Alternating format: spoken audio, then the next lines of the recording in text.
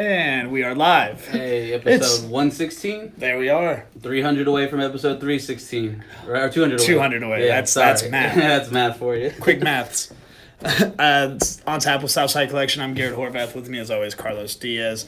And we are joined by easily the most prepared guest ever. Yeah. Tony Dark. Yo. Tony, thank you very much for joining us. Of course. I imagine you could introduce yourself better than I ever could. So tell the people who you are, what you do.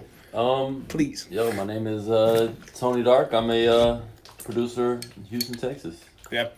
Producer Born and raised? DJ. Yep, born and raised, Houston, Texas. He's being modest. His Twitter profile says dad, producer, Waxaholic. And Yeah, vinyl lover. Vinyl lover, there you go. Yeah. Yeah. Shout out to the Waxaholics.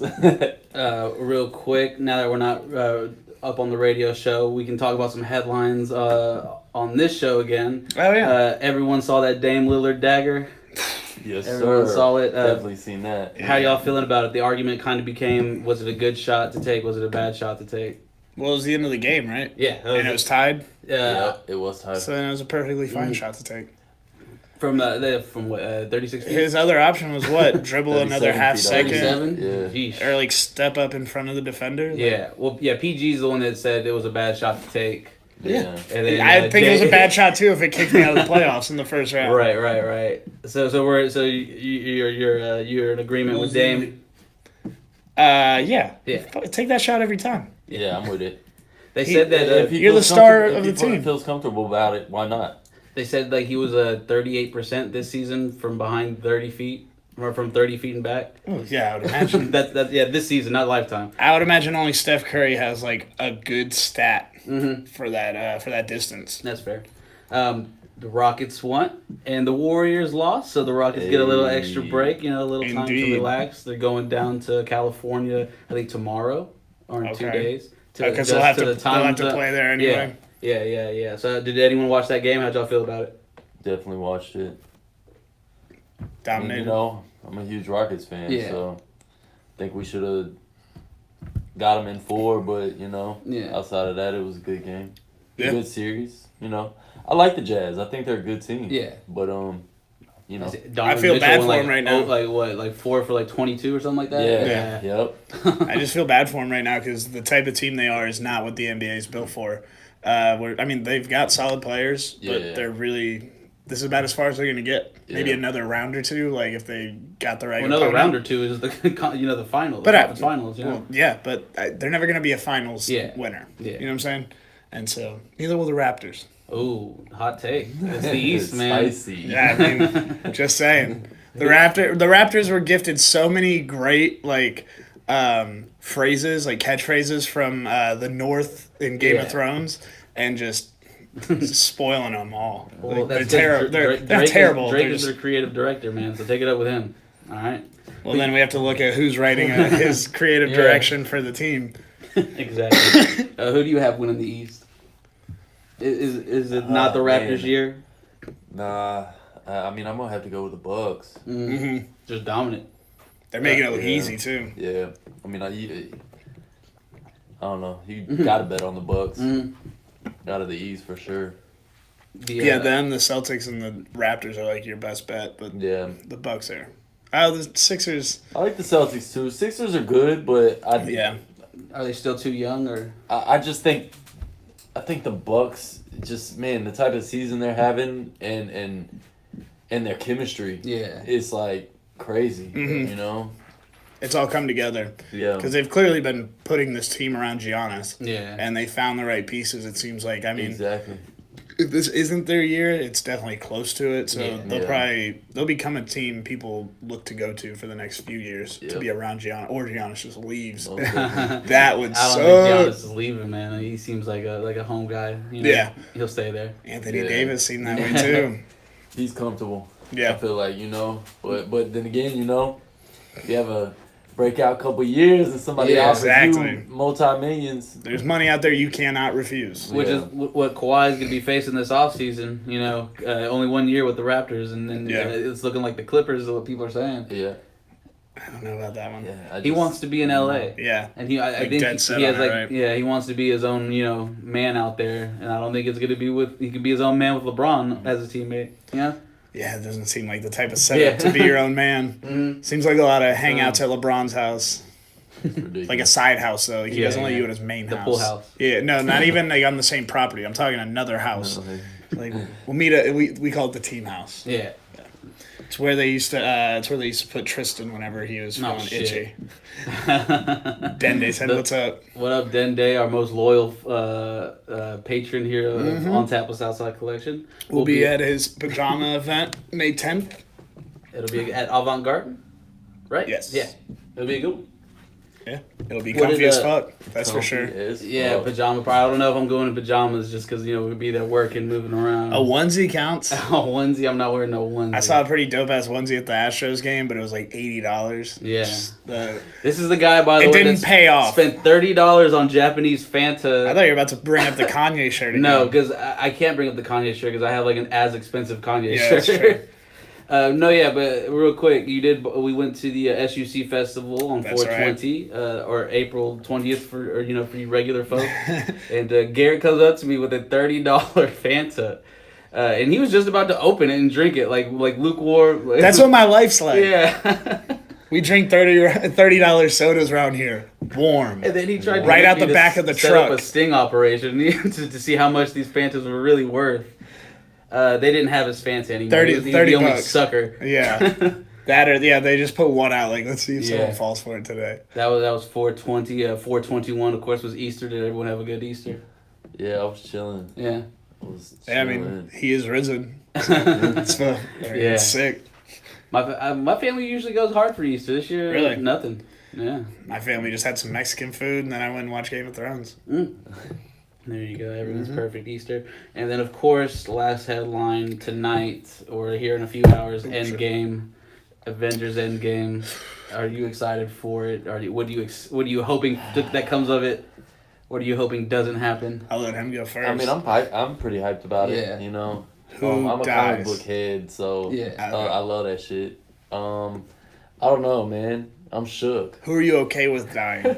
I'm shook. It's here now, Yeah, it's literally upon us. I don't even know if I'm ready. Yeah, I tweeted it earlier this week. There's a lot of beloved fictional characters dying this weekend. Yeah. When are you going to see it? Game of Thrones and I don't know, man. Endgame. Oh, man. Probably pretty soon. You kind of have to. Yeah. Yeah, I told you he's not seen it until like Sunday, so I'm gonna text him every day. I'm actually probably gonna look in to see if y'all have an extra seat available. Hey man, 145. I think I can make it. If I'm fountains. up, I'm up. Yeah. I'll go do my work. Come through, bro. It's gonna be a good one. But yeah, so you're not really ready. You don't really anyone that's gonna die. No. If you had to kill them off, because someone's gonna die. All right, fine. Someone's gonna die for real. If Tony Stark, Captain America. If there were ever a time that I had to admit this, I would give up Cap over Tony. Yep, I'm gonna do this. I've never liked Captain America. Yeah. Honestly, he comes off as racist. His self. But no, I honestly, I've just never really felt a connection with Captain America. I didn't like his movies. Didn't do much for me. I liked his second and third ones. I think they took a lot of the criticism from the first one they got. And they really turned out a better product. I definitely like him as an Avenger. Yeah. But I still don't really like him that much. And I'm like 98% sure the guy that did the choreography for like all the Marvel Netflix shows, like he did the second and third Captain America choreography for We'll have to go watch those again to see how many hall scenes there are. Yeah. That guy gets boners for fucking hallway fight scenes. I think him and George St. Pierre fight like in a hallway for like a brief second before like one of them gets kicked out to like a main entrance or something like that. What? In Captain America 2? George St. Pierre's in that one. Really? Yeah, you didn't know that? No.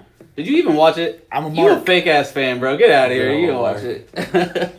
I'm a casual of everything I like. So you're also team Cap dying over Tony? If he doesn't die, I'll kill him myself. Oh, shit. Nah. Garrett did. No, he's definitely... I definitely think he's out. I think they keep Thor around for a couple more movies. He definitely gets another one after that third one. Mm-hmm. Spider-Man obviously lives. Black Panther obviously lives. Yeah. I think Tony lives, but finally disappears, like, for a while. He's, like, okay with like, has someone else run the Avengers, and him and Pepper Potts get the fuck out of here. Yeah. For a little while, at least. And then he'll come back. Or he gets crushed to death immediately, which would also be pretty fucking funny. I'm not gonna lie. Post-credit scene. What are we expecting? They like claim the there isn't X-Men one. Or Galactic. They claim there isn't one. They don't claim shit. We know there is one. That's the thing. So, are you prepared, or would you expect a Galactus or a because they're gonna have to pose a bigger threat at the end of this? I'm definitely not prepared for anything. Yeah. I couldn't imagine what they come with because they're just so much better at entertaining me than I could imagine what I would be entertained by. Does that make sense? Yeah. Like I show up and I'm like, "Fuck you, dude! How does it get better than I imagine it could?" Also, this phase doesn't end with Endgame; it ends with Spider-Man. So they could hold off the big. That's when Tony Stark dies. Damn, you think so? Yes. In Spider-Man? Chris Evans or Cap dies tonight. Nah, they're not gonna kill both of them. Yeah, they are. Nah, man. I think one of them lives through the battle and then dies later. Yeah. Or I don't know. You definitely you were better on the second one. You definitely don't know. There's no way they can kill. I would definitely put money on I don't know. Yeah. Why is there no way? Because money, man. They still got to put one of these faces. Eventually, they're not going to remember. They're not going to have enough to pay all of them. No, I'm not saying that they're not. Not some of them are going to die, but you Brie Larson, Black Panther, Thor, and fucking what's his name? Chris Pratt. That's the future of the franchise right there for the next 5 years. You forgot about Spider-Man. That's a 10-year plan. It's more 10-year Plus all the characters they just got. But still, and they're giving Bucky and Falcon their own show on Disney Plus. Nice. So I think pretty much a buddy cop show with superheroes. So I don't know that they kill Cap because if they kill Cap, they would need one of those guys to take over for Cap. You know what I think they do? Right. I think they do rip your heart out and kill some people, and then that later on they bring it all back. It's all possible. Because you do have to remember. At the end of the day, this movie is for children. Yes. So. Well, it's rated PG and PG-13. It could be rated for. I'll look it up. Teenagers, man. No, but it's definitely meant. I got you. It's McDonald's. It's meant for kids, but adults can still love it. So you said that you were more of a comic book fan. Yeah, as a kid. So then I'm right to assume that the strange sounds of Vincent Stevens is exactly what I think it is. Cool. Exactly. Then this is a good segue. PG-13. PG-13. Okay, so was that were you like a Doctor Strange head or what? Nah, it was just kind of like me and some homies I grew up with. We all had a comic book alias. Yeah. And I was Doctor Strange. Okay, nice. And it was just on some Doc Strange shit. I don't know, just some goofy shit. Another character who probably dies tonight. Oh shit! Get out of here. They don't need him in the future. Get out of here, this guy. Right. They're cleaning. They're cleaning fucking house, dude. I don't think you understand what's about to go on. Cleaning no house, bro. Yes, they are. Nah, the Black Widow. That's her power, bro. She's gonna fight somebody up and then she's gonna start cleaning up, bro. It's all gonna be good. But do you have any plans to bring back the strange sounds of Vincent Stevens series? Yeah, I thought about it. I've had actually a couple people hit me up about it. Yeah. And, ask if that would be interested in doing one. Mm-hmm. It's just right now I don't know. I'm really working on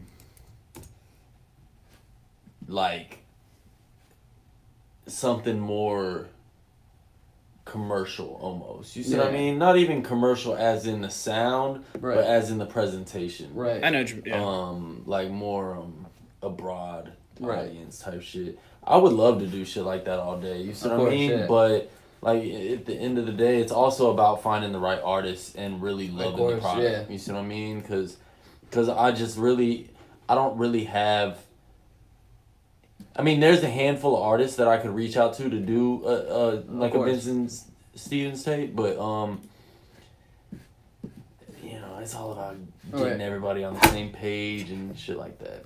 What was special at the time about those certain artists that you did collaborate with? Really, it was just trying to get more work done. You see what I'm saying? That was in my earlier years, so I was really just reaching out to artists that I thought were tight. Yeah. And sending them beats that I had no plans with. You see what I mean? And just to see if we could make something. And a lot, those 4 tapes, I love them. They came out great. Actually, City, aka King David, hit me up the other day asking if we could release it on, like, put it on all the streaming services and stuff. I was like, yeah, we gotta switch up that cover to say his new name, but so he wants me to put it on the streaming services, which by the way is on Bandcamp. Yes. And you can get all of your entire catalog on Bandcamp for only $61.50. That's a 20% discount rate. You cop all. I think it's like 12 or 13 tapes. It's 15. It's 15. Man. 15 tapes for 61 bucks. And like I think couple, 2 singles. Or, 1 or 2 singles. Yeah. There's. I think it's that's one. Definitely worth $60. That's still worth $60. Yeah, for sure. Yeah, y'all over here pouring money into these these radio artists and these man-made streaming number artists and stuff. Like, get out there, man. Y'all are out here paying YouTube subscription fees so you can then close the app and still listen to music videos. Right. Go buy something on Bandcamp. Right, man. Go buy that shit. Yeah. No, for sure. Great discography for sure. Let's back up a little bit. How did you even get into the production game or the music game? Were you always into music? I was actually. I grew up. My father actually played guitar and sung at church. Okay. So that's really how I got into it. At 13, roughly, I started playing guitar, taking lessons, and actually really getting involved. What kind of guitar? Like electric. Acoustic? Okay, nice. Electric, and so I played guitar, and then I dabbled with bass, in and out of bands my whole middle school and high school type, really more middle school, high school. I don't know, man. I kind of found my way. I could never keep a band together, and it was just so frustrating, being young and try to do something like that and try to actually be productive. Yeah. Because at that age, ain't nobody really want to do that. Yeah. Unless you're doing it for fun, not doing it to do it. Exactly. And so it was really hard for me to keep a band together. And so, I kind of thought about it and was like, you know what? I might as well just because I always loved hip hop. I have an older brother, so he put me on hip hop Tribe and stuff like that when I was young. Yeah. And so once I heard Tribe, the jazziness and everything that, I was drawn to Tribe off top. And so, I couldn't keep a band together, so I started playing with, my dad bought me this production keyboard. I asked him for Christmas one year. Yeah.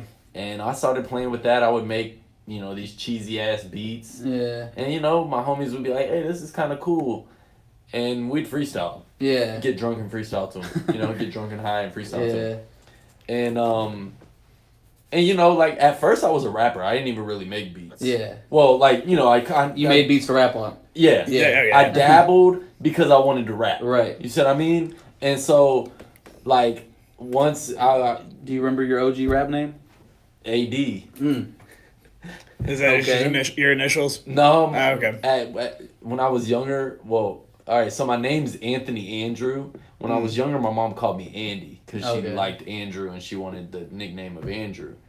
And so anyway, my homie, because everybody called me Andy, and so my homie just started calling me AD. Yeah, took out 2 letters. Yeah, AD, and then it just stuck.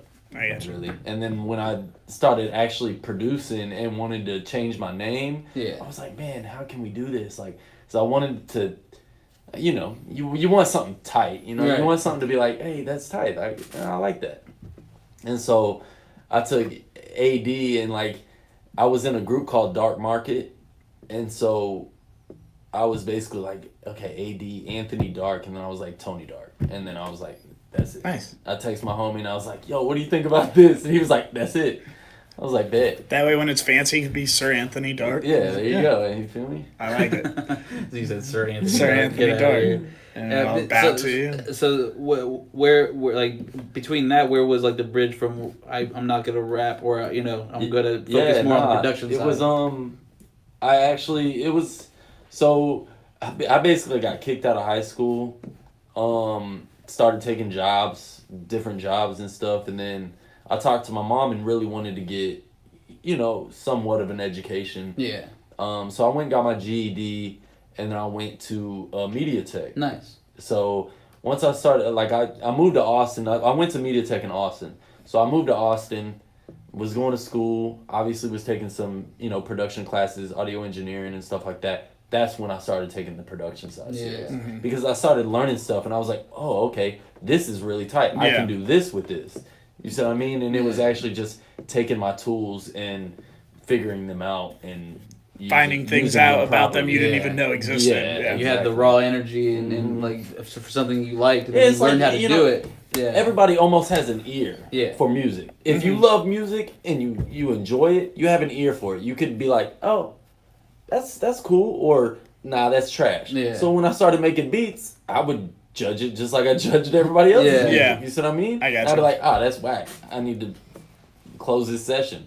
Or like just hit restart. Cut yourself. Cut them off. It's when you hit exit. It's like, do you want to save changes? And there's a no to all. And somehow this just describes it. No to everything I just did. No to everything. I mean, I have countless rapper stories when I'm making beats in the studio, and they're like, "Oh yeah, I'm fucking with this," and I'm like, "I don't like it." Erase, and they're like, "What?" I was just getting it. I was like, I didn't like it, bro. I'm not gonna put something out that I don't like. Like, get out of here. You gotta have like a fake name, like your name backwards for those type of beats. Well, my homie actually, which is pretty smart, but my homie was like, man, to be honest, I sell those beats and tell the artist to put it under their name. Yo, that I kind of like that idea a lot. Yo, rappers love clout. No, most definitely, of course. That just. But even then, it's like, I just don't, like, man, I don't know, man. Yeah. Like, I hold my stuff up to such a level of... Right. I just love my shit so much. Right. That I, even if it's not tight, I don't... You don't want to take that risk. I don't need the extra, whatever, $200 he's trying to give me. Yeah. It's just... It is what it is. I got you. Rather not have it out. I'd rather it be tight. Yeah. I'd rather get paid. I'd rather to put out something I like, and we can jam it together. Yeah, exactly. You see what I mean? Yeah. But that thought process of you making a beat and then a rapper buying it and saying he produced it made me think of... Somebody told me this the other night. Ghost producer. I can't believe I never thought of this. What's that?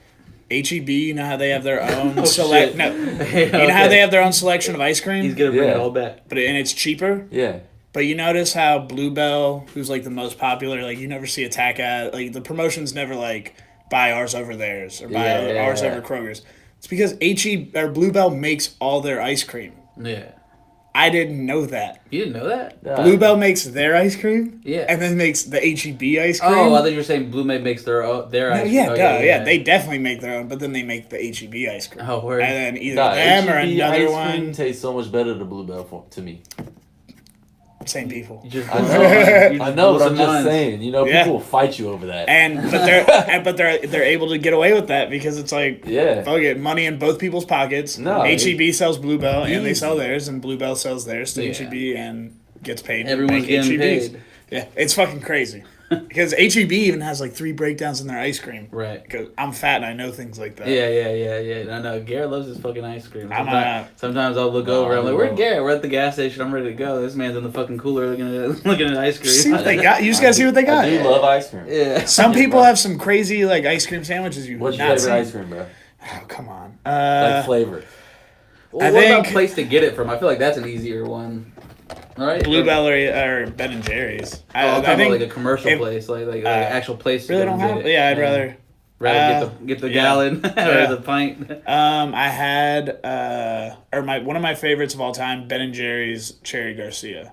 It's like got everything I want in there, and it's fucking amazing. What about you? You ice cream fan or no? No, he said he loves ice cream.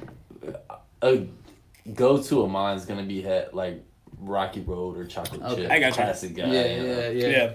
Normally I would go cookies and cream. I got cookies and cream and Rocky Road in my freezer right now. And then recently Bluebell made that cookie 2-step, and it's like that and the cookie dough one together. See, I don't like cookie dough. Okay. Sometimes I do, sometimes I don't. Depends on who makes it. I'm right there with you. It. Yeah, I never thought I was a fan of cookie dough. Then I had some good cookie dough. I was like, oh shit, that was delicious. I guess, yeah, maybe. Here's a crazy one for you because I know they were killing people with their cookie dough, but Bluebell's cookie dough is still some of the best cookie dough. You're killing people with it? That's what they're. Do you remember when they had shut down the recalls a while? They had listeria in their. Specifically. It was from the cookie dough. I'm willing to die for this cookie dough shit. Yeah. It's serious.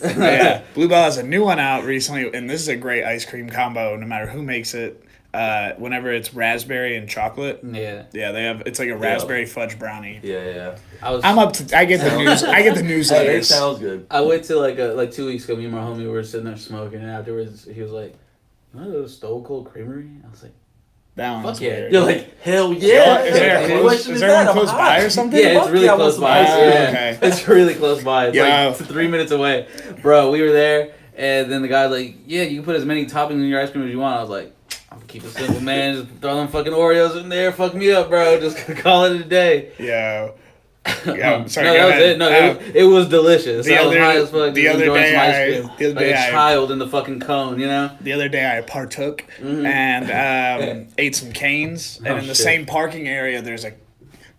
Never heard of this before. Cupcakery. Yeah. Which makes sense now. Yeah. But yeah, Cupcakery. Yeah, I saw that box in your car. Yeah, they had cupcakes. Like, Gary got cupcakes. They had cupcakes and they made their own ice cream. Yeah. And I was like, well, what flavors of ice cream do you have? And she said a couple, and then she goes, oh, and we have this orange vanilla.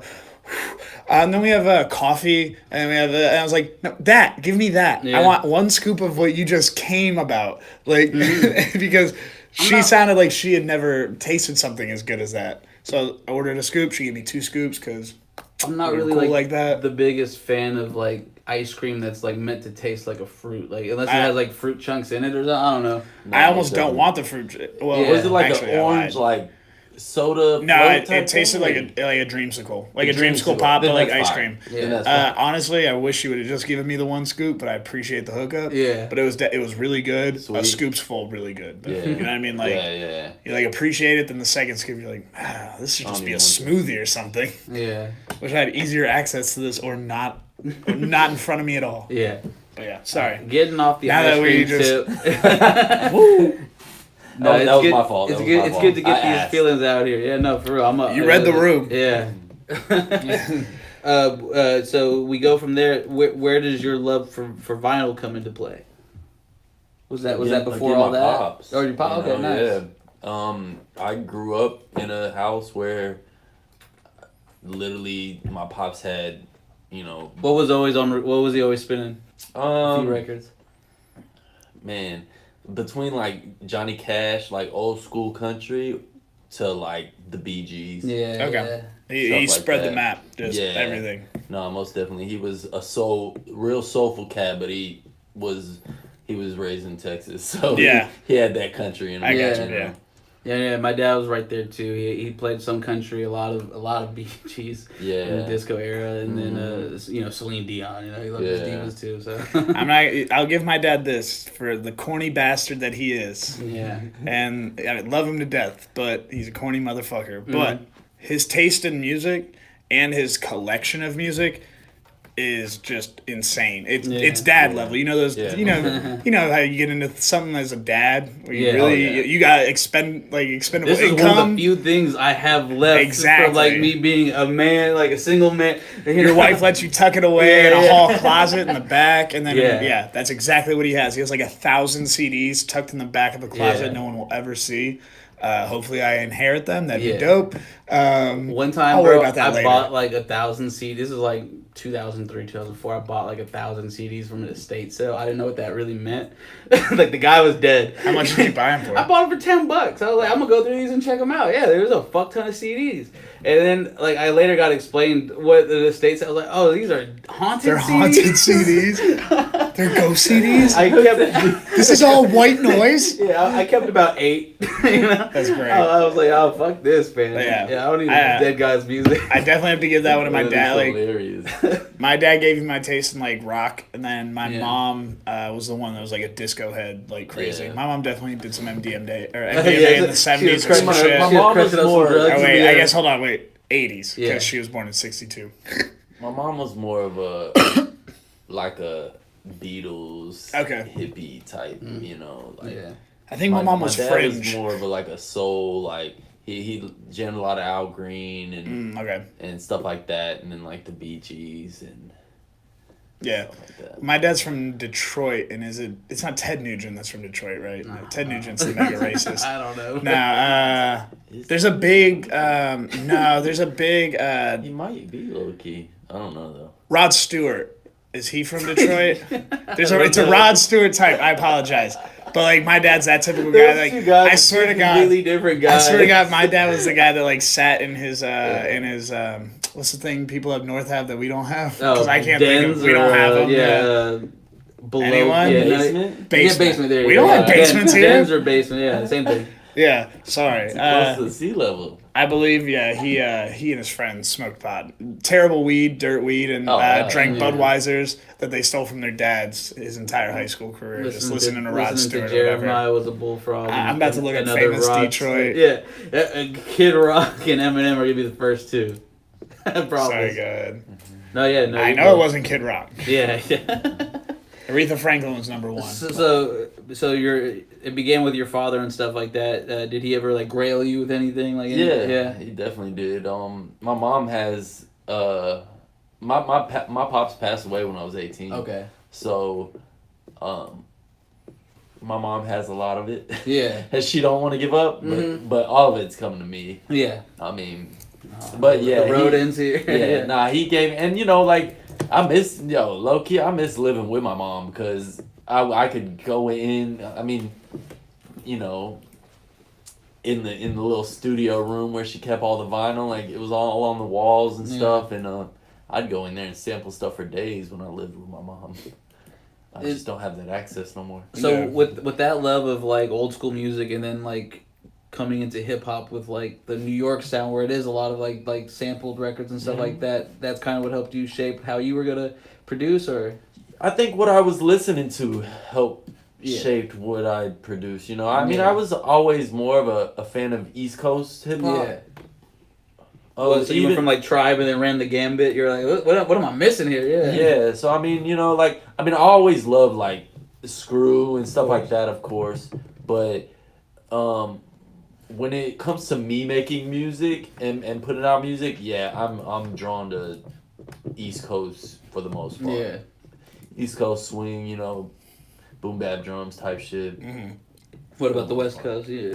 I like the West Coast, but it's just not my vibe, Okay. Yeah. A lot of it's super hyped funky. Up, Yeah, well, there's two ways, It's the hype or the funky. Yeah. And me, I'm more drawn to the funkiness, but it's just not your type I like of fun. the gritty of New York and their hip hop or just the East Coast. Because honestly, like a lot of hip hop, in my opinion, coming out of Detroit is the best hip hop right now. Even like their underground scene for the past 10 years have been the illest. Yeah. Are you a big Danny Brown fan? I am. I love Danny Brown. Nice. I was hoping that's how you meant by part of that, yeah. And even now, I love Danny. I have some friends from Detroit, and they'll play me like some underground, motherfucker. Like just like we have people here, they have people going like they're underground going hard. And what they have, I think, over Houston is people like really show up for these people. Like they are like superstars, like where they're at. You know what I'm saying? Well, like, it's kind of how more it used of to a be respect. Here. Yeah. It's more of a but this is where I think it falls short for us. Yeah. Is because a lot of these cats in Houston are only kind of good at what they do. Yeah. And so they're not respected. Okay.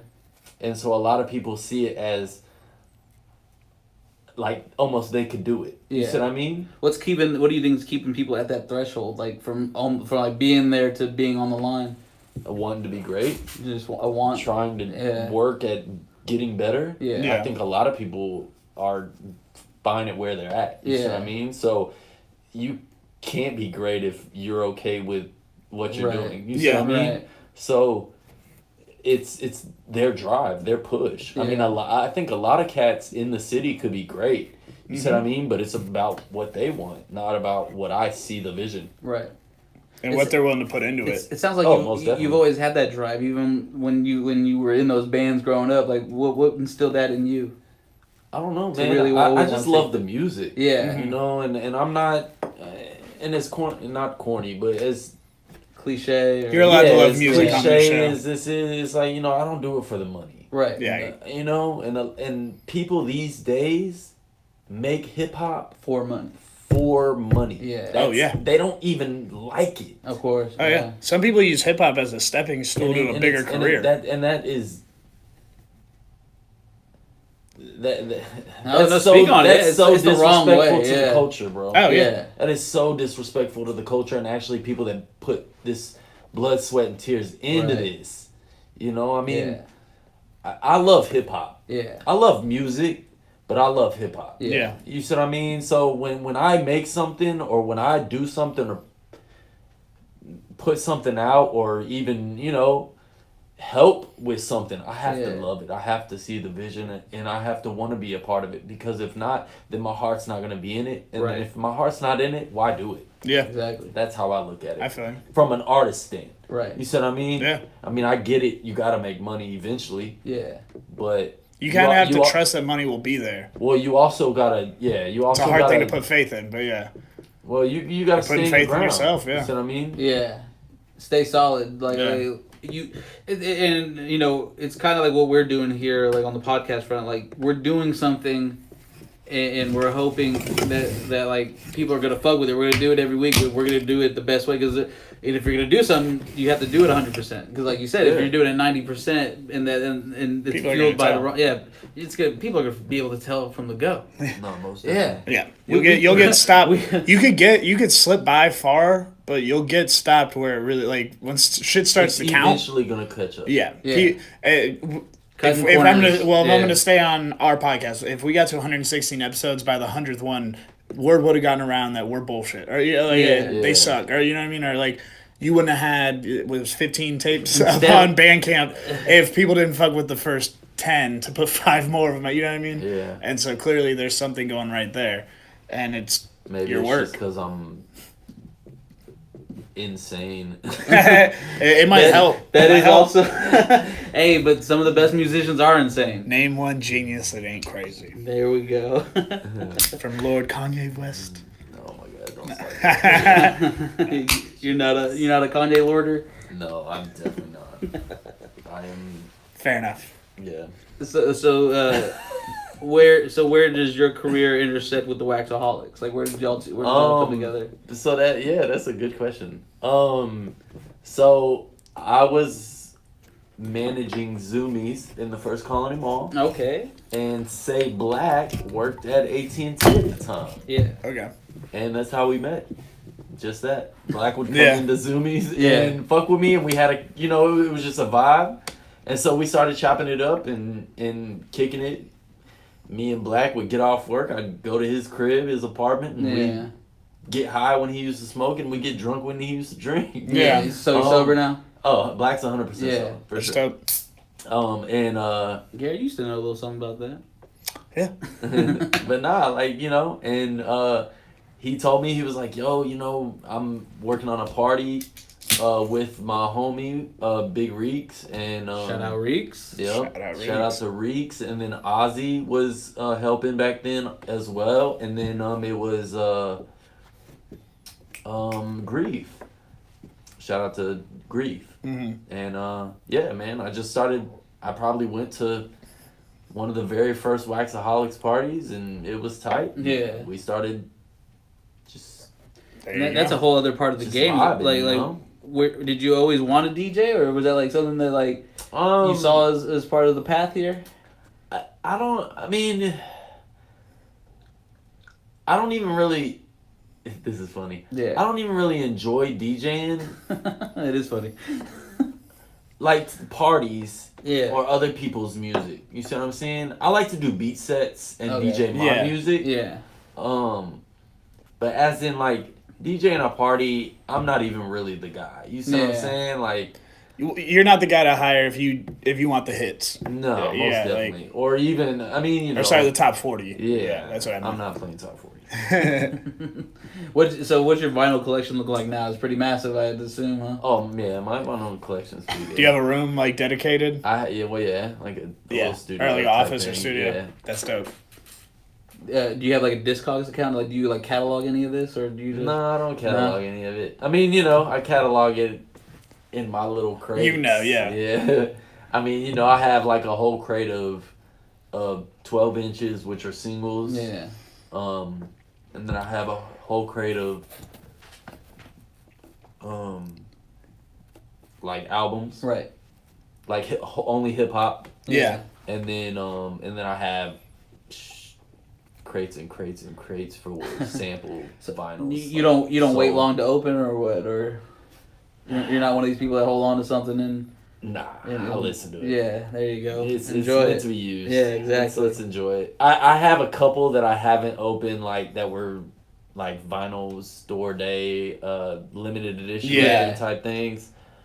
But even then, sometimes Record store day. Yeah. Vinyl store day. Which is technically right. It was like it's like you were it's like you came from somewhere else, like y'all celebrated as well, but you call it But no, somehow I always end up getting drunk and playing those records anyway. Yeah. So that's how I felt. I got like the Carter 2. It was like the Record store day. I was like, I'm gonna hold on to this until I want to play it, and I had it for like 3 days, and I was like, I'm a little high, I'm a little drunk. It's the perfect time to listen to it. See, man, I miss my dog. That's perfect. That's how I feel about rare beers that I buy. If I buy like a rare beer and I'm like, I'm gonna hold on to that. I'm gonna hold on to it. I buy a 6-pack with it. But about three of that 6-pack, I'm like, I really want that beer. Yeah. You know what? That'd be dumb to drink it today. I just bought it. The 4th beer, then we'll be good. We'll go to bed. Have the 4th beer, and I'm like, we're staying up. Yeah. We're definitely drinking that bottle. I'm the worst at that. Yeah. Jesus. Oh, thanks, Brent Bailey. He said I smell like cheese. That's dope. What up, Brent? That's how advanced our Mevo camera is. You can smell us, and we smell like money. Oh no, yeah, you're good. No, either way. What up, Brett? Do you have like a place you like? Where's your your deal spot where you go vinyl shopping, or do you just like hit all over? I mean, man, I don't even know if I want to give y'all my secrets. No, yeah. I feel like at this point you've probably got to have like relationships with buyers and stuff. Nah, I mean, like I definitely love. Y'all know Bob. Not specifically. Bob around here. Well, we're close to Bob. He's got a warehouse and he does vinyl. Does a vinyl sale every Saturday. That's cool. Every first Saturday of the month, actually. I might have seen back when I was really hunting for like some good some stuff I wanted. I might have seen like an ad for it. Yeah, between us three, I would definitely go to that. Yeah. If y'all are looking for some how vinyls, big? How big of an event is it? Or is it like a thing where people come and everyone's there together, or? No, for sure. Okay, cool. It's like an old school cat. No, it's like a little, like literally an old school cat owns a warehouse. Yeah.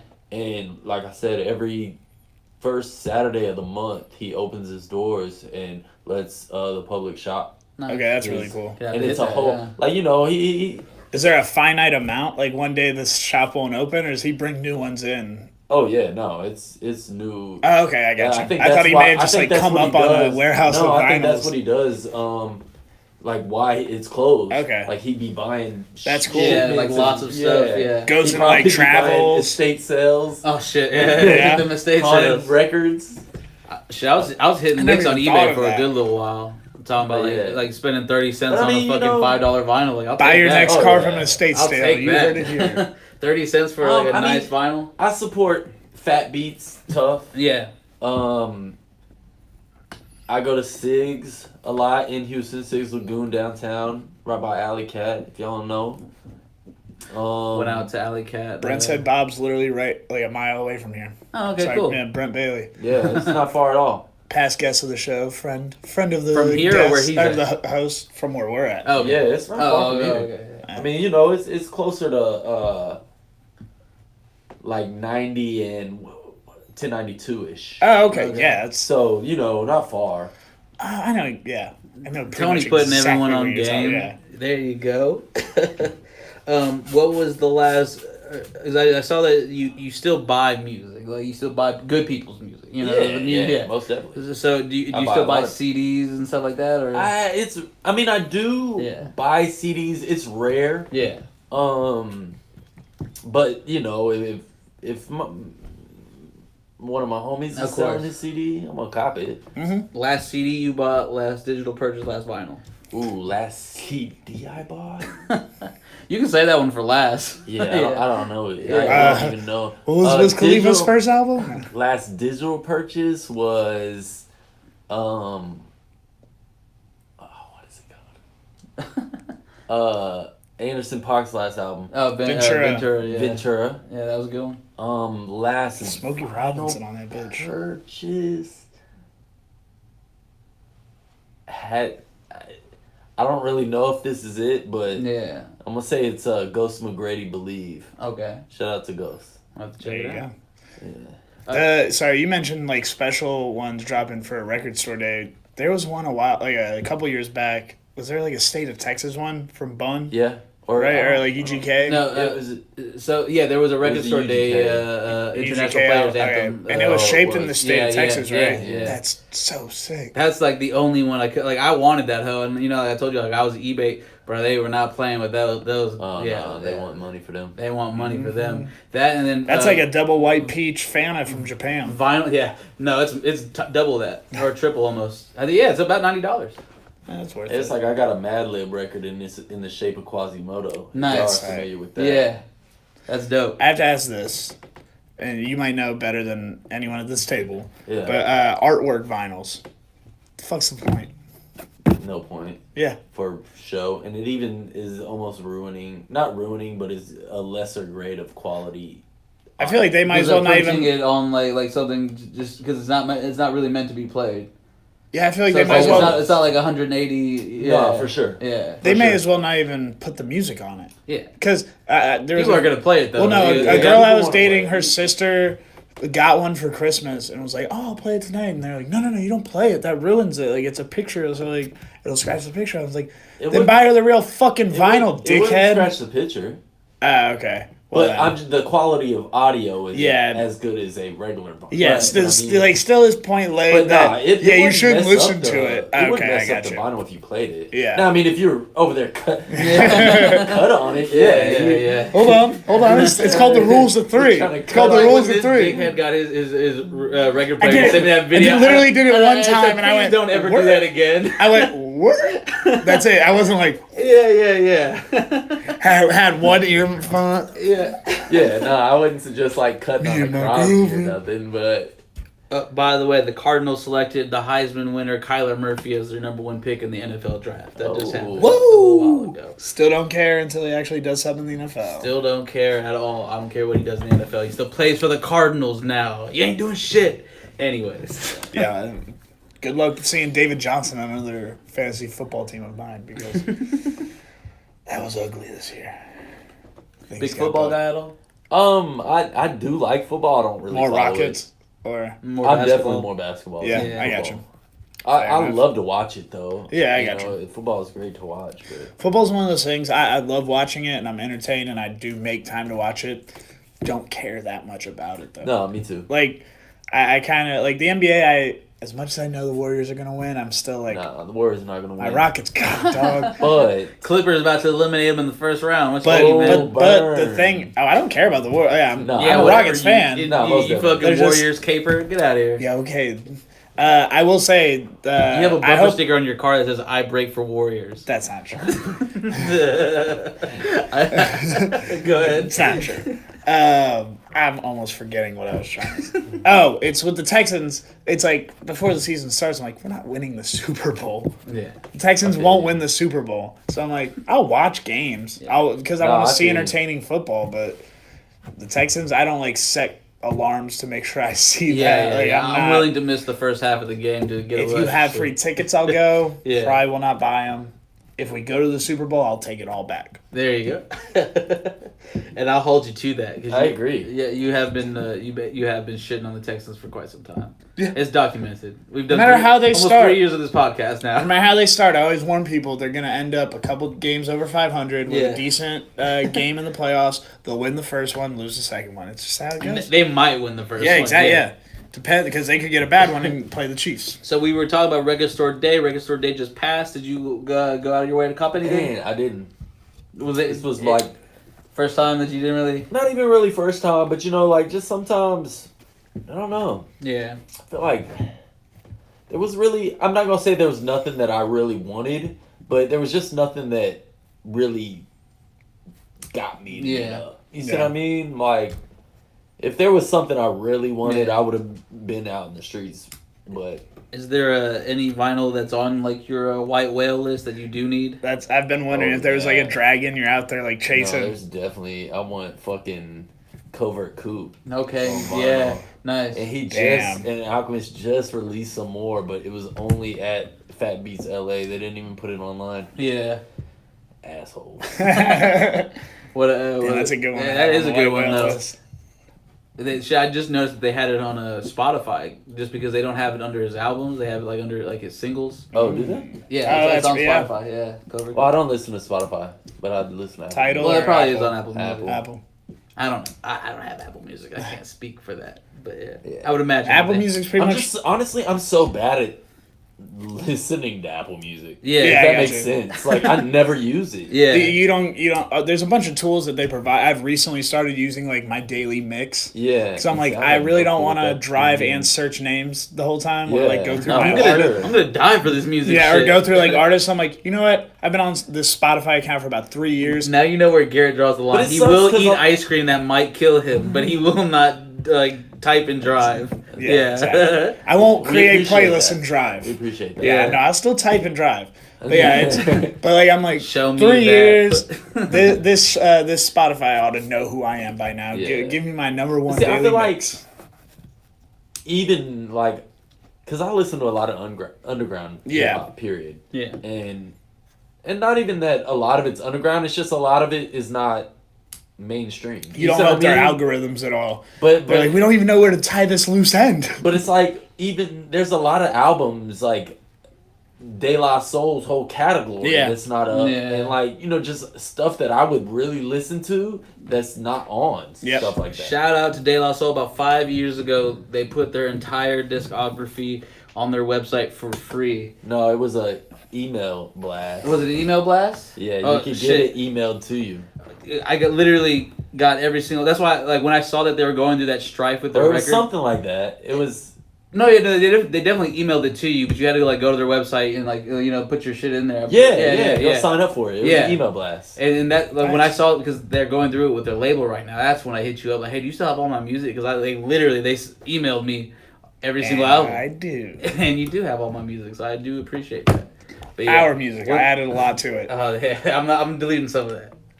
Well, it's not all bad. Not all. You just don't want all of the Great Gatsby albums. Yeah. Or $100 bill though you want. You also have like all of what's that one band? Fuck. Oh, you know what I'm talking about. Incubus. You have the whole Incubus discography. You love. Oh, I'm sorry for being 19, high as shit, and driving home to drive. I saw Incubus in concert, and here's the thing for me: most artists that I see in concert that I don't like in real life, I end up liking after they're like, yo, they put in some real work in their show. Incubus puts in real work into their live shows. I like their live shows. Yeah. I'm not just going to turn on Incubus, though. Okay, yeah. So, yes, I would delete the Incubus. Yeah. I mean, literally, it was a $40 thing for their whole, like pretty much every song anyone would say. Yeah, it's a pretty good song from them. It was all those for $40. And I realized very quickly, one, didn't know about or as much about Incubus as I thought. Yeah. 2, didn't want to listen to him as often as I thought. And 3, don't ever make those type of purchases again. And that I'm not one of those people that wakes up to Amazon packages. I learned my lessons. I learned my lessons quickly. If you do want to buy entire catalogs of music, Tony Dark's entire catalog of music is available on Bandcamp. Indeed. That's 15 separate pieces of work, some beat tapes, the Navy Blue album, all types of stuff. Yep. The Navy Blue album is in a collaboration. Mickey Woods Jr. There we go. Yep. From P8. Kept wanting to call him Navy Woods, and I was like, no. I know Navy is it's the color on the album. Junior, that's my brother. Yeah. Where did y'all two cross paths? We met at a Hustle Grade show. Okay. He was performing, and I had no clue. I was there to support my man George Young. One time George Young. Yeah. So I was there to support George, and Mickey performed, and I was like, yo, this cat is talented. And I rarely say that about people that I see live. Yeah. Well, like, like for someone that you don't know to Yeah. see live. You're like, Well, that was dope. local cat. That was so dope. I need to like reach out. Go find things out about this. Myself. And y'all's vibe was just like it automatically picked up. Yeah, it was cool, man. Like like I said, that's my brother. Yeah. Yeah. You know? I feel like we went on like a string of 3 different like Evolver C shows and like mixed with other people and going out like to other shows, and we kept seeing you and him together. Okay. Yeah, I think they threw a couple. Yeah, I got familiar with y'all as like like a group, and we so appreciate that, man. Of course. I remember you guys both went on 2 West Boys, right? That's what, yeah. And I listened to that one too, and I was like, all right. Hell yeah, man. So. Yeah, shout out to 2 West Boys, man. Mm-hmm. At one time, Kang. You may not know this. Kang's our stepfather. Yes, our collective stepfather. And by that I mean he showed me how to use Adobe Audition and Pro Tools. So we could podcast 116 episodes later.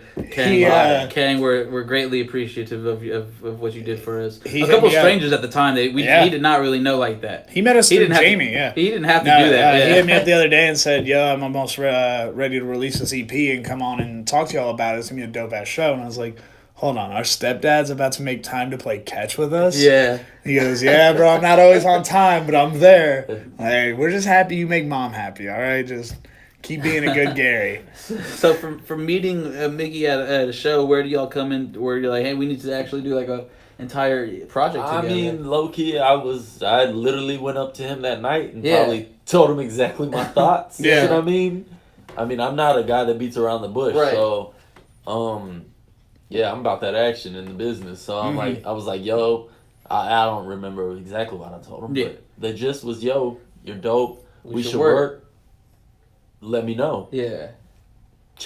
You can check out some of my music here to get a vibe on, and let me know. This is my number. Of course. And then he I guarantee you, I think he listened, probably right away. Yeah. And I think he hit me that next day and was like, yo, your shit's sight. Nice. So, there you go. That's my man. What's a day in the life of Tony Dart? Like, I'm a stay-at-home dad right now. Okay. So I wake up. How old's your kid? He'll be 2 in July. Okay. So he's at the house. Oh yeah. He's baby. Yeah, that's awesome, baby. He be running around. Okay. Tearing shit off the fucking walls. He be wilding. Yeah. Again. But there's only one way to learn. No. That's by messing up first. I wake up, take care of my little man. Yeah. Make sure he good. Do you have a studio at the house? Or? I do. Nice. There you go. Here's something. I saw Schoolboy Q talk about it today. He said he doesn't play censored music for his kid because there's no point. It's just gonna hear these words and all this other stuff. Is that something that you take or no? Bro. What the fuck? Hey man, I don't have any kids, man. I don't know. No, I've skipped a few. I will never play censored music for myself.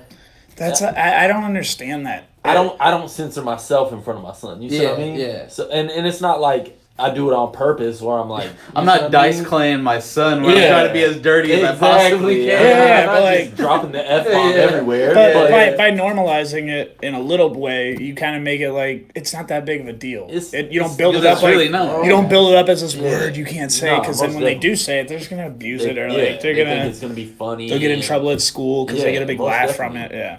But if you can teach your kid to be that 7th grader, I would. Yeah. Oh, definitely. Let's get into your upcoming album, Self Love, August 21st. Yeah. Sorry, what you saying? I was gonna ask, are you gonna turn him into what's Alicia Keys and Swizz Beatz kid's name? Egypt. Is he gonna be a young Egypt 5-year-old producing so, Kendrick Lamar untitled tracks? Yeah, he has producer credits on Self Love. Okay, there you go. That's like Assad? He should. That'd be a young Assad type? Yeah, he should. Bro, I should have did it, low-key. I still can. Assad swam the other day. This dumbass. I'm so proud of you. I've watched Assad grow up. Now I saw him being held into pools. Now he's swimming in pools by himself. I'm proud of my man, He's doing his thing. I told you that baby was gonna be famous, bro. That killed me. The day he was born, that baby's definitely. Oh my, yeah, I told you. From when he put him on the hood of his car, I was like, "Oh, Assad, you're a fucking star, dude. You don't even know it." Lives just shut off. Yeah, after an hour. Oh, I didn't know that. Because they're like, maybe this guy fell asleep. Well, they do that because sense. because people do. I've seen it where like guys, Dex, I didn't fall asleep. Just let you know. Famous Dex like fell asleep on his live holding. Oh yeah, I saw that off shit. them shits though, you know. Yeah, nah, he was on it. But so, how long have you been working on self love? Self love has been in the works for probably about, I would say about 6 to 8 months, somewhere around there. I know I stepped on it. You said it's coming out in July 21st, on my birthday. There you go. What better way to drop a best way to album celebrate. named Self Love on my birthday? You know? Right. So is like self love like something that's taken more of like a tone in your life, like, or was that like something that you weren't really taking care of beforehand? It's a little bit of both. You know, I think self love is there's a flip. It's a flip of a coin. You see what I'm saying? It's two sides of the same coin. Yeah, you know, because I mean, self doubt is in the same breath as self love. Yeah. Because without that, there would be no self love. Yeah. So I mean, you know, it's a little bit of both, and I'm actually engaged. I'm marrying my fiance September. Tight. So Congratulations.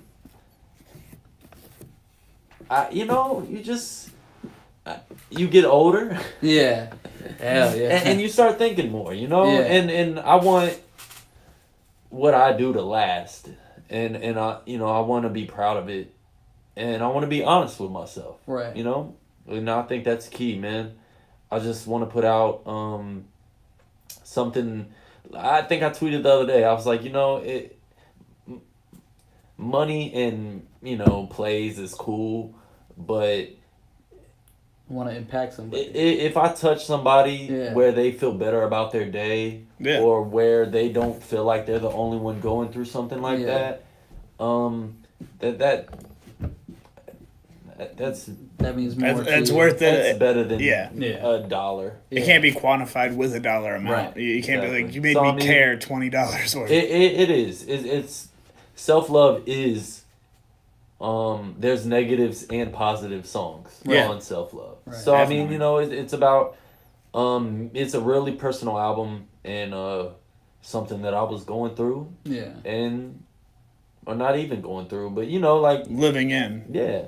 So appreciating. This isn't like an album like you're rapping or what? No, I'm not rapping. Okay. It's a various artist EP. Okay, so kind of like Tony Dark Experience. Yeah, exactly. So Mickey's on the intro and he has his own song. Nice. I got Danny Watts on one. Shout out Danny Watts. Shout out my brother Danny Watts. I got Bryce Blanco on one. Shout out to my man Bryce. And then I got my man Dope Cal on one, which Dope's out of Cali. Yeah. Okay. So, yeah, man. How long or how deep is that track list looking for Self Love? No, it's 6. Okay. Intro, outro, 4 songs. Yeah. Well, was there like did you always envision it being like a shorter album? Yeah, I wanted it to be not, I think people's, people not really trying to sit and listen to a 21 track self-love album. You see what I mean? Yeah. People only want to get preached to a little bit. Yeah. It's just enough. Yeah, I just felt like and I even had artists that I reached out to that I wanted to be a part of it. Yeah. Hit me up and be like, "Yo, is it done or what's going on?" And I'm like, "Man, I think it is." Because I was okay with it. You see what I'm saying? Like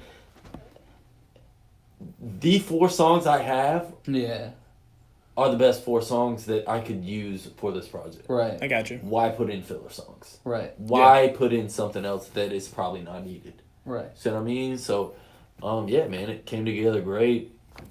So safe to say this is your most personal work to date. Yes. Yeah, or it will be. Yeah, hands down. And I wanted to, so when it comes to something like that where it's so personal without your personal lyrics, do you go in with certain artists in mind, or do you come with this idea and then bring the artist into that idea so as they can approach how every song sounds to portray that? Yeah, I think it's a little bit of both. You know? I mean, I definitely had. I mean, like I said, I only work with a handful of artists that I really genuinely love. Yeah. And these are my brothers, and I really keep them close to my heart. Outside of that, it's like I'm not working with nobody unless they reach out to me and offer me some bread. Right. I got you. But outside of that, it's like with my projects, I mean, it's gonna be, you know, the people that I always respected. Yeah. You know, that we've almost kind of grown together. Yeah. You know, and not even like, I mean, in a relationship wise, but I mean musical wise, you know. Yeah, I got you. Like, you always look at people and make sure they're growing, because if they're not growing, they're not working, bro. Right. You don't want to work with people that's not working. Yeah. You don't want to work with people that's not trying to get better. Right. I don't, at least. So, but yeah, man. So I think it's a little bit of both. When I first thought of self-love, I definitely had the 4 people that's on my tape in mind to work on. Yeah. I got you. But I also had other people in mind. Right. Like I said. Definitely. You know, it's just kind of like it. You said that like self-love became more important as you got older. What have you done in your personal life to implement more like self-love in every day? Oh man, that's a great question. Man. I didn't have it written down, so that's just like patience. Yeah. And you know, it's and dog, my son, bro. I imagine patience comes in handy with a newborn child. And not even like in that situation, but it's like once you have a kid, and obviously I can't speak if I had a daughter because I don't, but I believe it would be the same way, of course. But once you have a kid, it's about them. Right. Yeah. You're selfless. You see what I'm saying? Right. So all my self-love is for him. Right.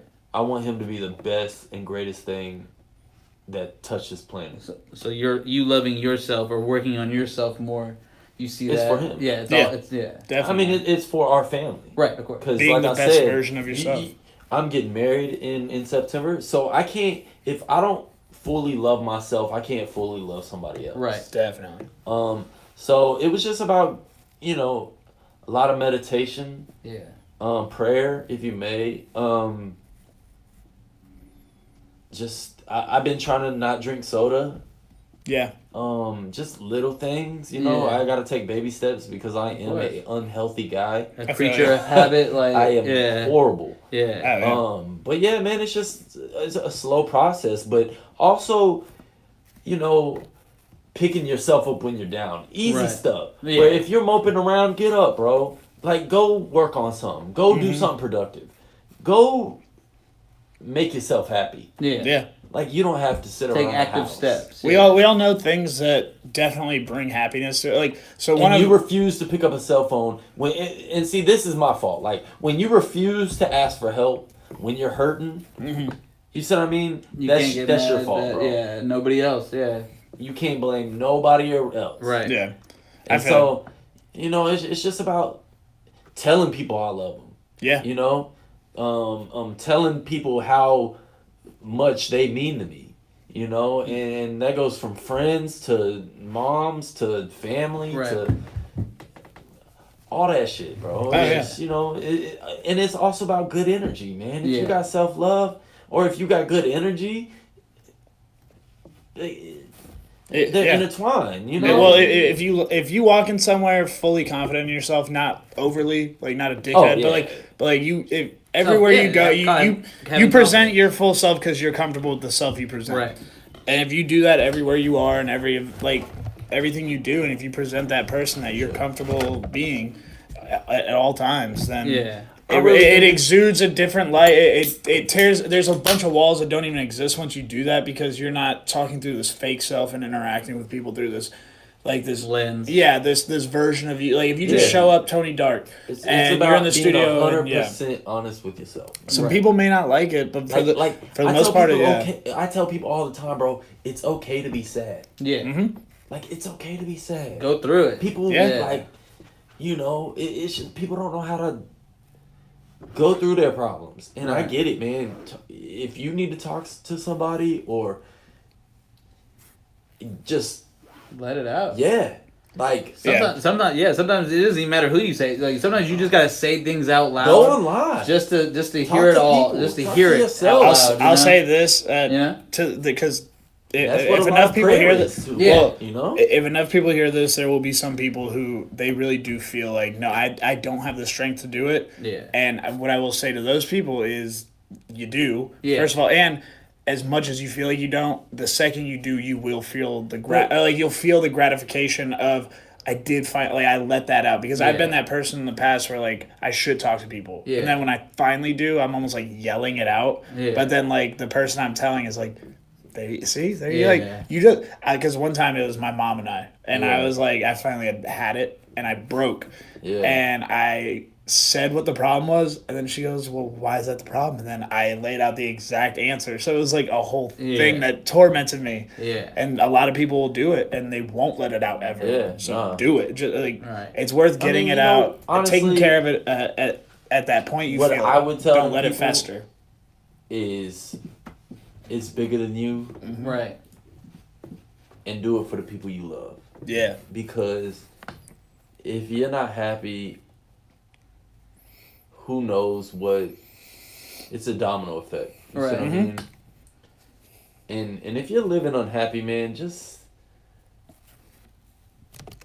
change your daily. Change anything. I think the simplest thing you could do is first admit that you're currently not happy how you feel. Like, you're not where you need to be. That's number one. There's shitty days. There's shitty days, and people like do have that feeling, and it becomes a week. But then you are able to come out of some of those. Yeah. But if you find yourself like where you're not even saying it, but then 4 months later you're like, man, this is not satisfying at all. It's tough, man. You got to shake things up. That's another important thing with self-love. I feel like that's ice cream and self-love apparently are two things you're going to get me to ramble on about. Sorry, but no, it's all love. No, one of them is having the accounting of things that do bring you happiness, because everyone knows they're gonna. Maybe everyone doesn't, but you're gonna experience highs and lows, and you're gonna. It's easy to count the lows because the lows. Yeah, they're much easier, and there's much more. There's a lot more receipt for it. Yeah. Whereas happiness is a lot of times felt in those moments, spread throughout time, and so it's one of those things you have to account for the things that do bring you happiness, and it's not a lot of them, because we all have our hobbies and interests, and it's those things, and so like me personally, I've met people that suffer with depression, but exercise is one of them. Yeah. And I think scientifically exercise might be a thing that really does get endorphins. It's activating, it's getting out, and it's one of those. And so having that accounting, and at least when you're down, you kind of do know there's these outs. There's these things, because then if you don't recognize those things, you're like, I'm throwing myself a pity party. You know what I mean? If I'm not looking to exercise those options I have, now I am just digging myself a hole.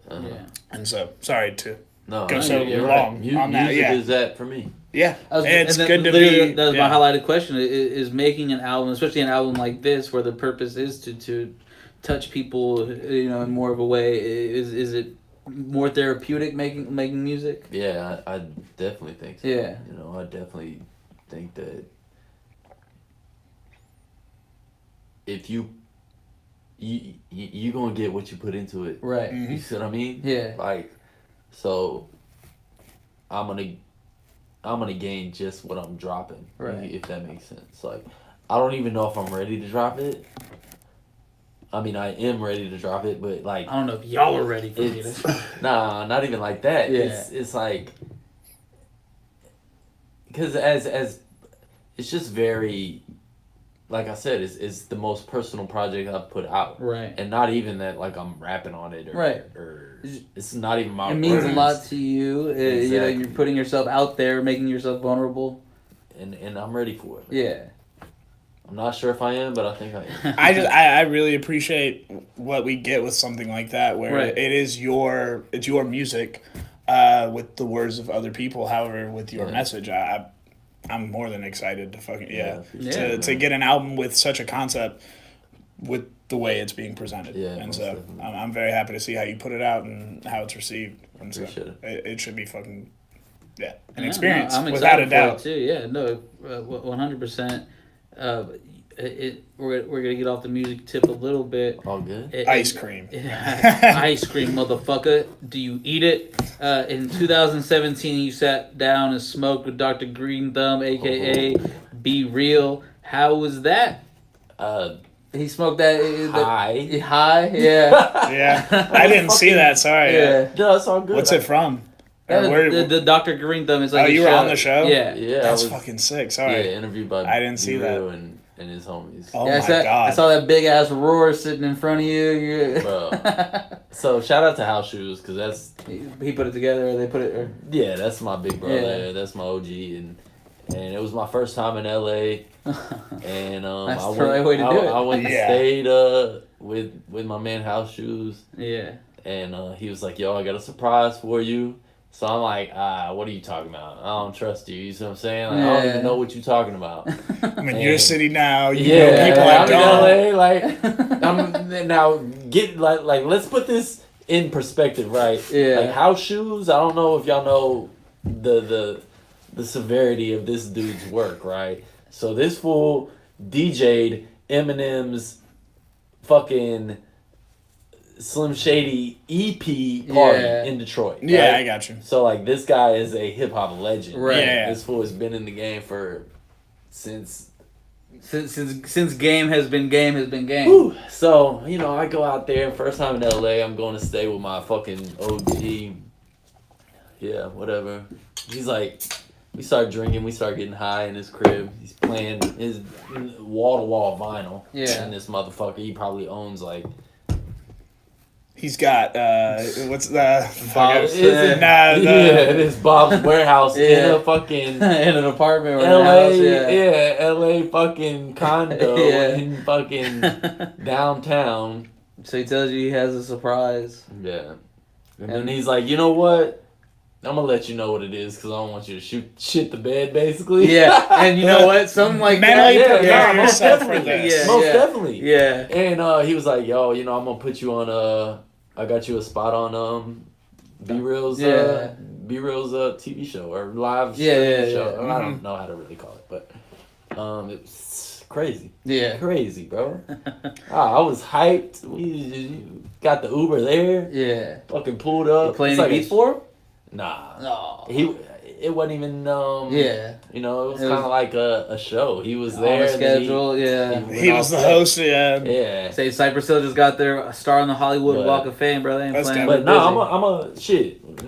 Y'all can quote me. I'm gonna go back and we're gonna play him Self Love. There we go. But I mean, played in the hot box. He heard. I don't know if y'all know what Revelations is off Tony Darky's. Yes, with Bryce on there, right? Bryce, yeah. So it's been on. It's been on a few playlists. Yeah, if Bryce Blanco's been on it, there's a very solid chance we've both heard it. Yeah, that's my brother. And I'm trying to think. I think that's where I caught on to you. We had him on our show like episode like 50 something. I'm hearing the beat in my head right now. Yeah. Yeah. But yeah. Anyway, they played that music video on live for I think it was like 100,000 people watching. Yeah.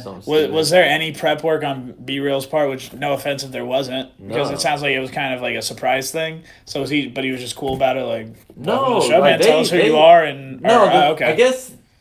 They kind of were. They were prepped more than I was. Gotcha. Okay. You see what I mean? Like they knew about they had the video. I landed and Gotcha. Okay. I mean, they asked. It was right after Harvey. They asked about Harvey and everything. Okay, I was just dumb high. Yeah. Dumb high, and I was nervous as hell. So I took a couple jack shots. Yeah. Right before we went on, I was like, yo, I need some liquor to calm me down. Yeah. They had a whole bar, so of course, That's one of those.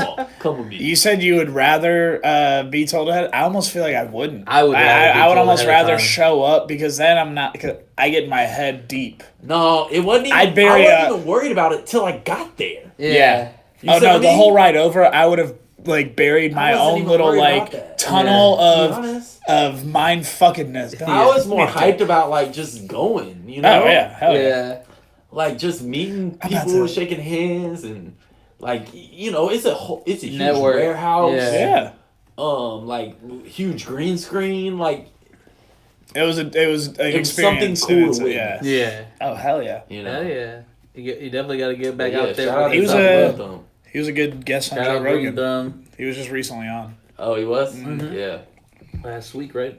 Or beginning of this week. He the OG, man. Yeah. Shout out to Be Real, man, for real. Shout out to Be Real. Thank you for having me, man. Shout out to Cypress Hill, always the legends. If you had DJ Nels, my bad. Shout out to DJ Nels too. If you had a legendary smoke sesh with 4 people you haven't smoked with. I have never smoked with? Have never smoked with. Ooh. Alchemist would have to be one. Okay. He's over here picking brains and shit. I like where your mind's at. You and Alchemist smoking, just not even like passive, just joints together. Oh, yeah. No, we'd have to have our separate joints. Yeah. We're not passing joints back and forth. No. Together working on Alchemist your own shit. would definitely be one. Yeah. It would have to be Jay Dilla, R.I.P. I didn't have to tell this guy, man. Dead or alive, he knew. Brought his own beer. Man, his own box to go on Instagram Live on. The last time someone brought us alcohol was our birthday 2 years ago, I think. And you couldn't even drink it. Really? Yeah. Like someone that wasn't scheduled to bring us alcohol? Yeah, I got you. All right, I think we stalled long enough. No, it's all good. 7 brought Dos Equis to the radio. He brought his own. Yeah, Sorry, he brought his own. Alchemist, Dilla. I'm going to say Madlib, even though we smoked a blunt at South by like a couple years ago. But that's none of y'all's business. And let's say it's got to be big. Yeah. It's got to be big. Yeah, Big's I gotta feel be that. there, bro. I feel that. Hell yeah. I mean, you know. For sure, no. I mean, shit, who's the bigger toker, you know? Well, being not on your list, have you smoked with Snoop? No. Oh, okay. I don't know. I just feel like I don't want to get that high. Fair enough. I do. He said that Willie Nelson made him tap out. So Damn. there is a bar. Hey, it goes I'm Willie. not It gonna goes lie. Snoop Willie. One year at Free Press Summerfest, I was backstage and I hit Willie Nelson's joint. Damn. And that same day, I smoked with Madlib? No. My man Danny Brown. Nice. Oh, nice. There you go.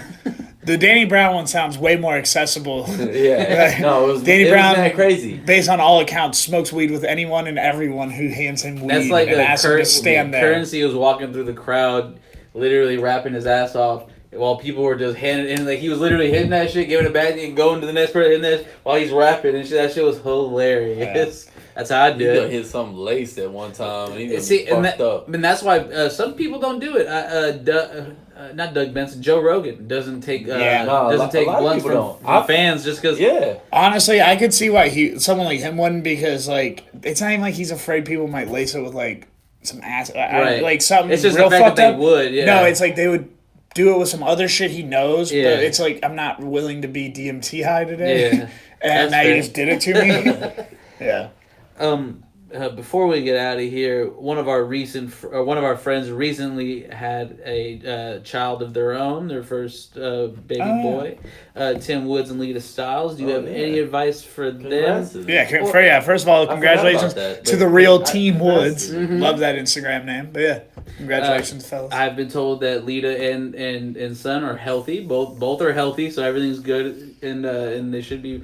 This was very recent? Yes, like last week. 4/22. Yeah. Okay. Yeah, it happened very today, recently. Yeah, today's the 25th, so not too long ago. Yeah. Yeah. But yeah, do you have any advice for any new fathers for Tim or anyone out there that could be watching or listening right now that are coming into parenthood? Oh man. I saw that you tweeted the other day, I'm not crying right now, but my son is growing up so fast. Yeah. So you have these moments where parenthood is like dawned upon, like, damn, I'm a parent as fuck. Yeah. No, yeah. I mean, my little man is the world to me. Yeah. You know what I mean? So there's nothing I would put over him. Right. You know, that's what it is. Now, as of advice, that's as a father or as a parent, besides the easy shit, be patient. Patience is key. You're gonna do a lot of shit you don't want to do at hours of the morning that you don't want to be awake. Yeah. It's just, but it's like when you have a kid. You don't mind doing it because you already have that connection. It's that bond. It's a love that you'll never. I don't think. I mean, besides my family and like maybe a couple girls. Let's be real honest. I've never experienced love. Mm-hmm.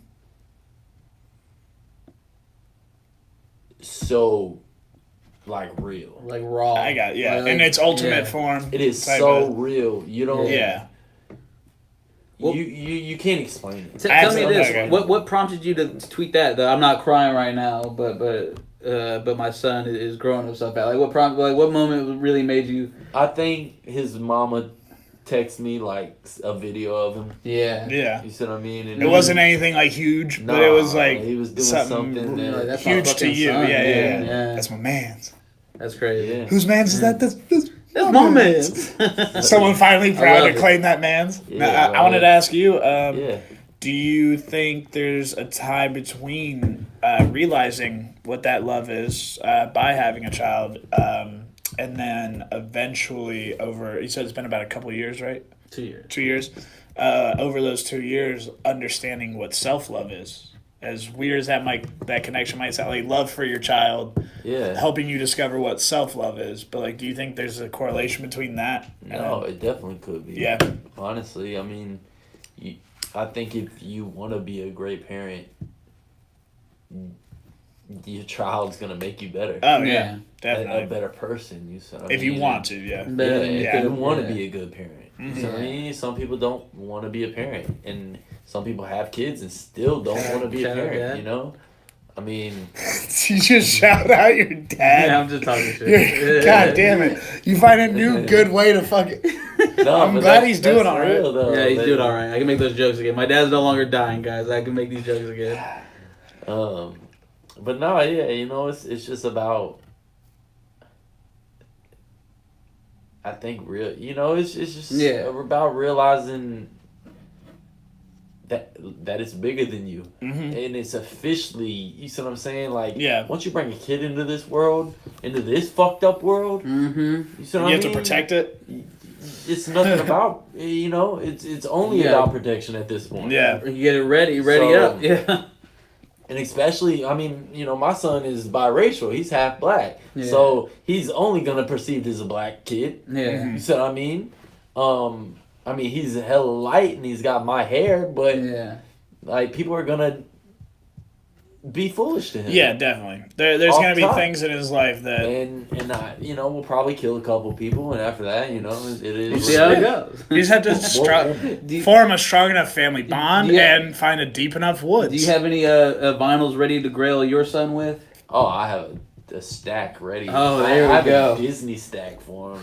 Get him started. It's like when you gave Joe Dell's... I gave one of my best friends a son about your Pokemon.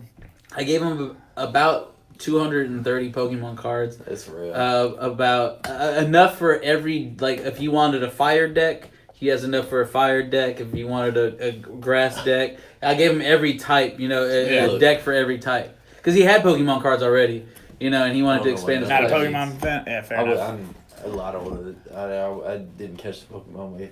Are you an anime fan? No. Nice. Do you want to talk about not anime like Carlos does with the guests who do like anime? I hardly do it. You know what I'm saying? I'm not trying to make you feel bad. You are a piece of shit. I'm not trying. But yeah, he doesn't want me to feel bad. Tells every guest when we start talking about Dragon Ball Z. Gary never watched Dragon Ball Z. If it comes up naturally, Dragon Ball Z. Thank you, dude. That's cool. Not because you don't like it, right? You just never did. I just never did. See, we don't hate it. It never happened. Don't try to put yourself on Tony Dark's level. I mean, Tony. We're both producers. You see me pressing buttons. Yeah. I'm pressing buttons and shit. There's effects on here that. No, we do all those with our mouth. Yeah. This isn't our radio show. July 21st, July 21st, Self-Love will be dropping on all platforms, or where could the good people find your social media and all that good stuff, and if you have any shows, anything like that to plug? Go ahead, now's the time. Social media is Tony Dark Music on all social media at Tony Dark Music. Nothing crazy, it's all spelled just like it's spelled. but music is MUSIK. KK. Yeah. Not only 2. Yeah, only 2 Ks. 3 gets weird. MUZIKK. Not only are we taking it back, we're adding another one. But there's a hyphen There's between the 2 K. Between the third to last K and the second. Yeah, Tony Dark Music, all spelled correctly with real words and real letters. Sorry. TonyDark.bandcamp.com. That's where you could purchase music. All of the music and most of the music we talked about tonight is on the Bandcamp website. Also, for the audio listener, it will be in the description for this episode. All the links will be there for you. So, and what else did you say? Shows or anything? Or? I do. We're at what was it? Night with the Homies. It's a new monthly. Me and my homie IV started. Okay. IV from. Oh my God, I'm blanking right now. A couple hopadillos will do it to you. Yeah, I'm gonna help you on it. What's their? It's a local like. Kill 'em Collective. There you go. So yeah, sorry. There you go. It'll come to you. Yeah. It always comes to them. Yeah. But yeah, so we started a monthly at cons. Every second Wednesday. We do all original music beat sets. And this is not Cons, the electric appliance store. No, those are out of business. Those are out of business. It is not Cons, the electric appliance store. It's Cons Art Bar. It's downtown Houston, Midtown. Yeah. I don't know the exact address, but if you want to come... If you did, I would be very impressed. Look up Cons Art Bar, guys. And if you want to find out where it's at and what it is, that's why he gave you his Instagram plug. Exactly. There you go. Check it out. All that information will be on the internet like we Garrett, are. where will we be and where could the good people find all of our merchandise and podcast replays and our other podcasts outside Collection Sports? Well, this Saturday we'll be at Decatur Bar and Pop-Up Factory. For their grand opening. Which, I don't know if you know, sounds like home for Southside Collection, Pop-Up Factory. Yeah. Yeah, we'll be there for their grand opening from 11 to, I believe, 1. The first 2 pounds of crawfish you order will be free. Yeah, 11 a.m. First 2 pounds are free. Whoa. For how many people? They can't afford to do this From all 11 night. to 1. The first 2 pounds are on them? I'm telling you. All right, we're just there. It's what they posted. Yeah, we're just there. And then this Sunday we'll be at the Shop Local pop-up market at Axelrad all day pretty much, and then the following weekend we'll be in Conroe at Southern Star Brewery on the 4th. May the 4th be with you. # Cinco de Forza. I don't know. Yeah, I think it's the 4th. Sorry, Cinco de Drinko. For the listeners, I'm doing a typical Chad hand signature. The thumb and pinky. And then on Sunday the 5th, we will be at Holman Draft Hall. Is what it's called. And we will have some special releases coming out this entire month, so you might as well. We already told them it's tie-dye. Oh, yeah. And I forgot to tell everybody, Southside Collection on every social media, SouthsideCollection.com, Southside Collection on all streaming platforms, Spotify, iTunes, SoundCloud, everything, YouTube. You can find us, Tony Dark Music on everything. Thank you very much for coming in. Of course. Please be on the lookout for self-love. The second stone in our Waxaholic Infinity Gauntlet. We're gonna add your Infinity Stone next to Reed's. Alley Cat every Thursday. Shout out. Now that we have your Infinity Stone, DJ Play button can be in full effect. Yeah. And we have Reek's button. Carlos has been using that. I'm not gonna explain how. We're out. The Waxaholics. Tony Dark, Southside Collection. Hit that one. I really gotta pee. In the last 45 minutes. Really,